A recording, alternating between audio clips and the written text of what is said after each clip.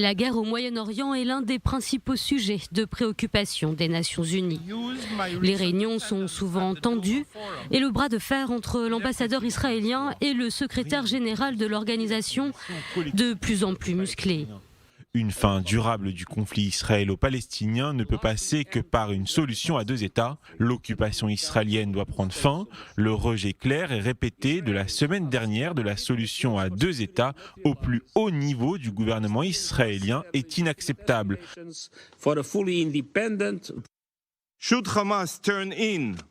Si le Hamas rendait les responsables du 7 octobre et libérait tous les otages, cette guerre prendrait fin immédiatement. Ce n'est pas la guerre qu'Israël a choisie, mais nous défendons notre avenir, tout comme chacun d'entre vous défendrait l'avenir de son pays.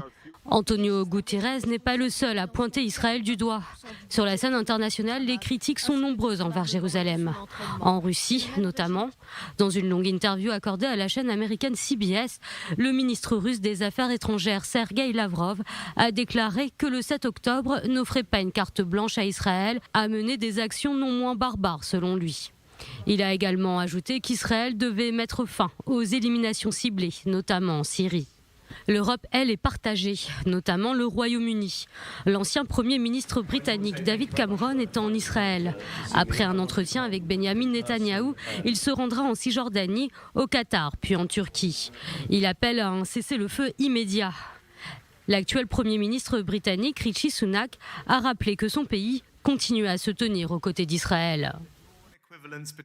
Je rejette toute tentative d'établir une équivalence entre les actions d'Israël et celles des terroristes. C'est pourquoi ce gouvernement a condamné l'affaire totalement injustifiée que l'Afrique du Sud a portée devant la Cour internationale de justice. Sous ma direction, ce pays défendra toujours le droit de notre ami et allié Israël à se défendre dans le cadre du droit international. Le Premier ministre britannique a également insisté sur la nécessité d'un cessez-le-feu, mais pas à n'importe quel prix.